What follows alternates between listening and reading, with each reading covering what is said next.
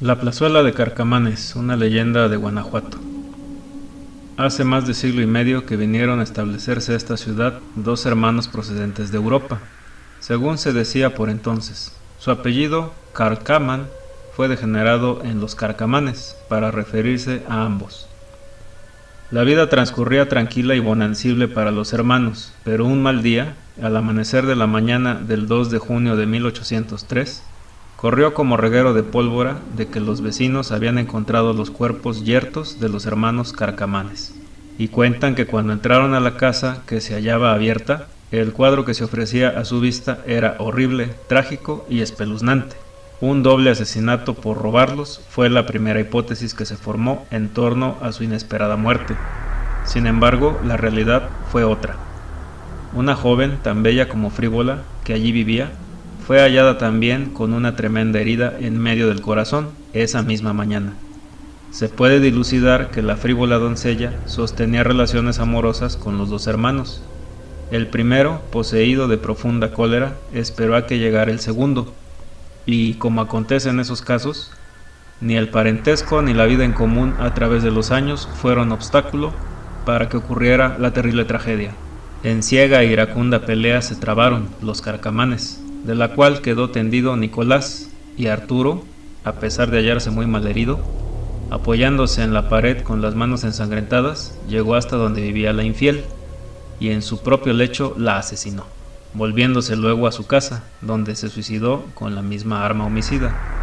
Cuando las autoridades intervinieron y se corrieron los trámites de rigor, el cuerpo de Nicolás fue inhumado en el que es ahora el templo de San Francisco, y Arturo en el panteón de San Sebastián. Cuenta la leyenda que por ese rumbo de San José, cuando se emprende camino a la casa de los Carcamanes, tres espectros hacen el recorrido también, apenas al caer la noche, y así dura hasta llegada la madrugada, lamentando siempre su muerte y llorando su castigo.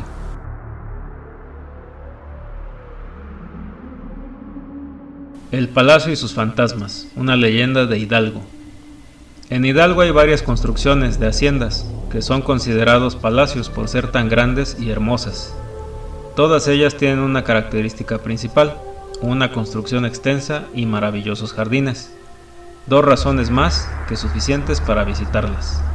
Una tarde, cuando las señoras Mónica y Esther, personas de edad avanzada, visitaron una de estas construcciones que la habían convertido en museo, tuvieron una experiencia por más que inolvidable. Mientras caminaban por los jardines, les sorprendió ver la extraña indumentaria del personal que laboraba allí, el cual daba la impresión de estar viviendo épocas pasadas para estar a tono con la construcción. Por ejemplo, allí estaba un hombre vestido de capa y con algo parecido a un sombrero de ala ancha. El hombre se presentó ante ellas y súbitamente les habló. Después, la señora Esther pudo ver a una mujer que, ataviada con un traje antiguo, que, sentada, realizaba algunos bocetos. Las dos turistas percibieron también una opresión peculiar que atribuyeron al calor de la zona. Ambas mujeres quedaron impresionadas por la atmósfera teatral de su visita, y después de investigar la historia del palacio llegaron a la siguiente conclusión, que después de haber visto nuevamente el lugar se dieron cuenta de que muchas de las puertas por donde veían que las personas salían estaban cerradas, y estaba prohibido su uso. Las mujeres se sintieron algo afortunadas de haber visto y vivido la vida de un palacio en su época de esplendor, lo cual, por supuesto, era imposible, pero pensaron que tal vez por su edad tuvieron esa suerte, o quizá porque ya estaban más encaminadas al más allá. Incluso, cuando comenzaron a observar con detenimiento, algunas de las construcciones estaban modificadas a como las habían visto anteriormente, cosa que afirmaba su teoría. Luego les surgieron unas dudas. ¿Quién era la mujer que estaba dibujando? ¿Había sido alguien famoso? Las dos mujeres quedaron convencidas de que de alguna manera habían retrocedido en el tiempo, hasta los días de la independencia, o antes quizá, por no recordar muy bien la historia de México. Sin embargo, esta historia tardó mucho para que pasara a ser leyenda, porque había datos que ponían en duda la veracidad de los hechos. Todos pensaban más bien que aquellas mujeres habían visto esas imágenes en cuadros o calendarios, y que de ahí habían recreado el supuesto lugar. Pero cuando todos se convencieron de la forma tan real en que la contaban esas dos mujeres, hacía suponer que en verdad lo habían vivido.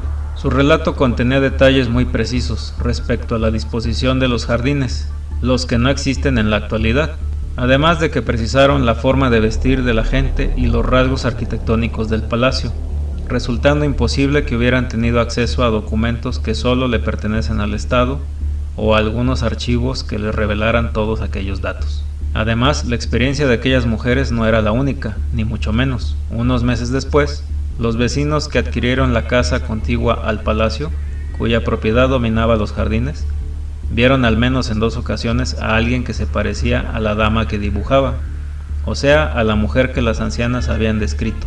Esto no tuvo tanta relevancia por el hecho de que se creía que estas personas estaban más bien sugestionadas con lo ya sabido y por ello habían visto a esa mujer. Pero 5 años consecutivos, las personas aseguraban ver personajes ataviados con trajes anticuados en el palacio. Tales hechos parecieron descartar las explicaciones racionales que se le habían dado a la historia de las 2 mujeres de edad avanzada, y por ello y desde entonces existe en Hidalgo la leyenda del palacio y de sus fantasmas.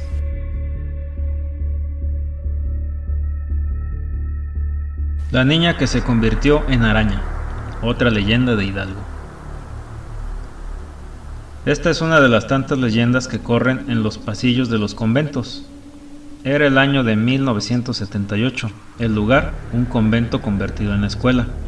Nuestros personajes, una generación de niñas de lo más travieso, según declaraciones de las monjas que dirigían dicho convento escuela. Este edificio había sido dividido en 2. De un lado se encontraban las celdas de las madres, mientras que de otro estaba la vieja pero sofisticada escuela a la que asistían niñas cuya colegiatura solo podía ser solventada por gente de mucho dinero. Todo parecía marchar de lo más normal, hasta que un buen día Marta comenzó a retraerse. Nadie sabía lo que le sucedía, pues era una niña muy alegre y competitiva en clase. Su maestra creyó que era cosa de la edad y que en muy poco tiempo se le pasaría. Pero no fue así. Entre más días pasaban, Marta se veía cada vez más retraída y triste. Parecía como si estuviera pasando por una terrible depresión. Pero, ¿qué le podía faltar a una pequeña que al parecer lo tenía todo? Fue entonces cuando la maestra mandó traer a sus padres, pensando que se trataba de problemas familiares. Pero por más que le dieron vueltas al asunto, no pudieron dar con la razón por la cual Marta se comportaba de esa manera.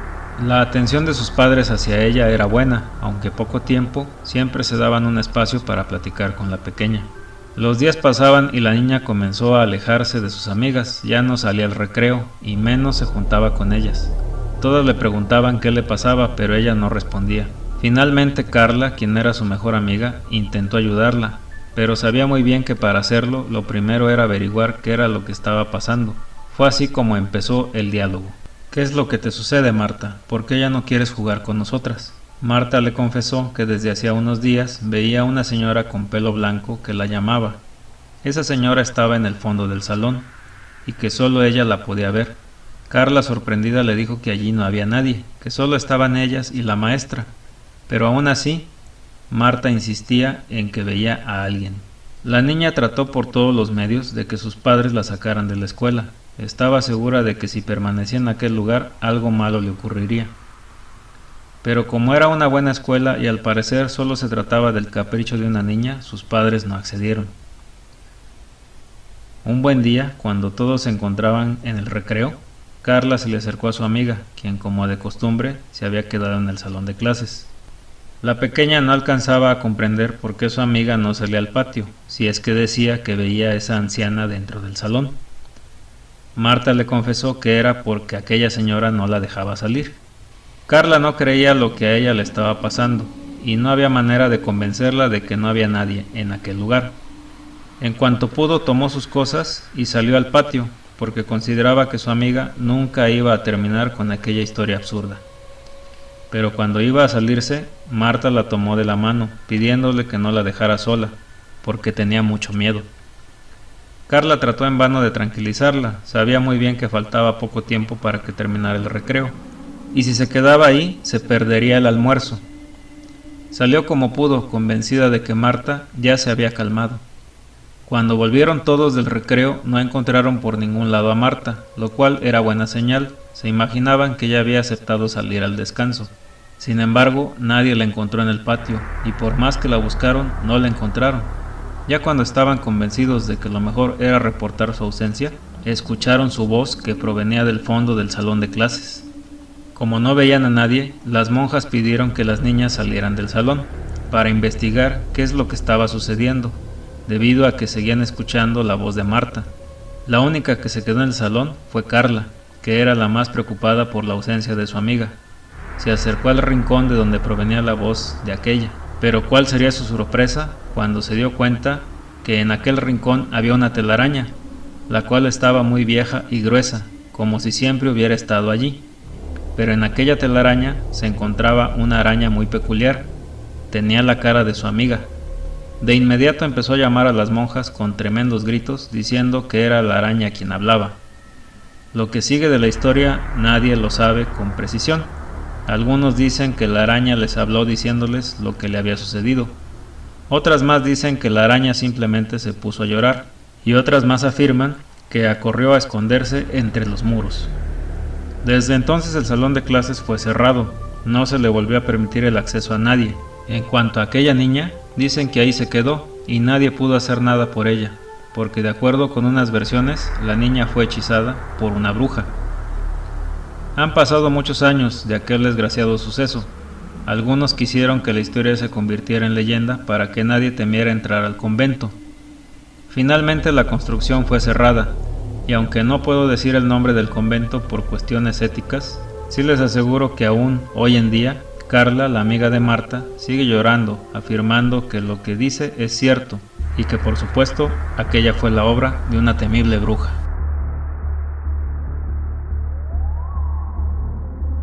El jorobado, una leyenda de Michoacán. Corría el año de 1780 en la región Tarasca de Michoacán, donde había llegado al lugar el sacerdote jesuita mexicano llamado Francisco Javier Clavijero, quien publicara más tarde su libro Historia Antigua de México, en donde narra esta extraña historia. En esa obra se señalaba que este personaje era un animal grotesco semejante a un perro del tamaño de un terrier, pero de cola corta, de cabeza parecida a la de un lobo, prácticamente sin cuello, con una extraña nariz bulbosa, piel casi lampiña y lo más extraordinario de todo, una pronunciada joroba que se extendía desde el lomo hasta las ancas. Pero además de transcribir estas características, también incluyó un viejo dibujo realizado por él mismo, en donde aparecía el supuesto animal. Aquella vieja historia se había quedado en el olvido, debido a que la gente se negaba a creer que ese cuasimodo canino fuera un perro, y señalaban que más bien pudo haber sido alguna especie de roedor similar al cerdo de Guinea, cuyos rasgos indicaban más bien eso. Sin embargo, esto nunca se sabrá, por no haber sido visto en los últimos 50 años.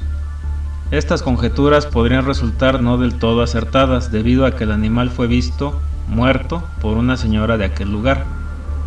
De acuerdo con doña Juana Calderón, la mañana del día sábado 20 de agosto de 1989, cuando realizaba el quehacer de su casa, escuchó que sus vecinos gritaban desaforadamente porque al parecer uno de sus animales se les había escapado. Doña Juana acudió para ver en qué podía ayudar. Esto es una de las costumbres de los michoacanos, ayudarse mutuamente entre vecinos. Pero cuando llegó al lugar ya estaban sus vecinos rodeando el cuerpo del animal. Doña Juana se acercó para ver, pero el animal no tenía un aspecto normal. Cuando preguntó al vecino de qué se trataba, este le respondió que al parecer se trataba de aquel extraño ser que él había leído en un libro antiguo, solo que no había dado parte a las autoridades por el miedo de que se lo quitaran, porque se trataba de un animal muy cariñoso. ¿Pero por qué se murió?, preguntó doña Juana. El vecino le dijo que se había vuelto muy agresivo. Ellos lo habían criado después de encontrárselo en una sierra del valle de Guajimalco. Era un animal muy pequeño y aunque feo les inspiraba ternura. Por ello se lo habían llevado hasta su casa, donde lo criaron como si fuera un perro. Pero conforme pasaron los meses y el animal creció, se volvió muy agresivo, al grado de que ya atacaba a sus dueños, motivo por el cual tuvieron que deshacerse de él. Doña Juana no terminaba de contemplar con asombro el extraño animal. Esa misma mañana fue enterrado sin decirle nada a nadie. Sabían que de reportarlo podían crearse problemas por ser un animal reportado como extinguido. Pero como doña Juana no podía guardar un secreto, se lo terminó contando a su esposo, quien a su vez, ya borracho, lo divulgó también en la cantina, donde se enteraron muchas personas. Sin embargo, nadie le dio tanta importancia porque creyeron que se trataba solo de una leyenda. Así, con el pasar de los años, se perdió el interés por esta extraña criatura. Pudieron ser este animal una bestia misteriosa o también solo una especie de perro salvaje. La verdad, nunca se supo.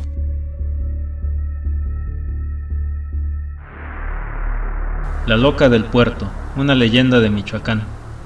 Si vamos al puerto Lázaro Cárdenas, seguramente uno de los pescadores nos va a contar la leyenda de la loca del puerto, como se le conocía a Marina, una bella joven que se quedó esperando al amor de su vida. Todo comenzó hace exactamente 80 años, cuando María se enamoró profundamente de Nicolás, un joven fuereño que había llegado al lugar en busca de trabajo. Las cosas en el país eran muy difíciles y el hombre, aunque muy joven, debía trabajar para poder sacar adelante a su familia, que vivía en la capital del estado. Según se dice, fue amor a primera vista, ambos jóvenes quedaron impactados el uno del otro, y no pasó mucho para que se hicieran novios. Pero había un problema, que su amor cada día crecía más y el joven no encontraba un trabajo estable. Cierto día Nicolás recibió una propuesta de trabajo en la cual recibiría una paga importante, lo que significaba que los jóvenes podrían iniciar una vida juntos. Lo único malo era que debía embarcarse en un par de días, lo que por supuesto no terminó de agradarle a la joven, pero él le dio los ánimos para aceptar aquella, lo que parecía una prueba más grande para su amor. Pronto pasaron los días, acercándose cada vez más el momento en que debía partir. Esa noche no pudieron contener más su amor y se entregaron a la luz de la luna, la cual parecía que se presentía el dolor de aquella joven, pues brilló con mayor intensidad. Aquella magia terminó en cuanto apareció el sol. Ella despidió a su amor en el muelle de San Lázaro. El joven le juró que volvería y que cuando esto sucediera se iban a casar. Marina estaba empapada en llanto, pero había en su corazón una esperanza. Quizá por ello se puso el vestido blanco que tanto le gustaba a Nicolás. El último beso que ella recibió de él fue en la frente, y después tristemente vio cómo se alejaba. Cada día Marina esperaba gustosa en el puerto la llegada de su amor, pero pasaron muchas lunas y no había una que le devolviera la mirada de Nicolás. Cuando se dio cuenta ya había pasado un año desde que el joven había partido, y todos los barcos que llegaban al puerto le parecían vacíos, pues ni uno de ellos llevaba al amor de su vida. Pronto se dio cuenta de que los años pasaban y ella estaba cambiando. ¿Cómo me va a reconocer?, pensaba, siempre que se miraba las manos llenas de arrugas. Fue entonces cuando resolvió llevar siempre el mismo vestido, aquel con el que lo había despedido, pues así estaba segura de que la reconocería de inmediato. Con todo esto, la gente del puerto ya estaba angustiada, pues Marina parecía retraída, y eso de llevar siempre el mismo vestido ya era cosa extraña. ¿Se habrá vuelto loca la mujer?, se preguntaban. Las autoridades del lugar decidieron trasladarla al manicomio, pero del puerto nadie la pudo quitar, porque ella siempre decía lo mismo: Nicolás va a llegar y no me puedo ir, causando lástima de todo el mundo, porque a pesar de todo no le hacía daño a nadie. De esta manera siguieron pasando los años. Todos los que llegaban al lugar la conocían como la loca del puerto, pero un buen día todos se dieron cuenta de que la mujer tenía los cabellos blancos y ya habían pasado 40 años y ella seguía esperando. 3 años después murió. Su cuerpo fue llevado al panteón, pero su espíritu pareció quedarse allí. A partir de entonces se ve la silueta de aquella mujer parada en el puerto, siempre mirando hacia el mar. De Nicolás no se volvió a saber nada, pues seguramente ya hacía tiempo que se había olvidado de su promesa y de volver con Marina. Estas narraciones fueron extraídas del libro México a través de sus leyendas, de su colección Más Lectores, editorial Delfín, las cuales espero hayan sido de su agrado. Yo les agradezco por haberse quedado hasta el final de la narración, espero verlos pronto, muchas gracias y que pasen muy buenas noches.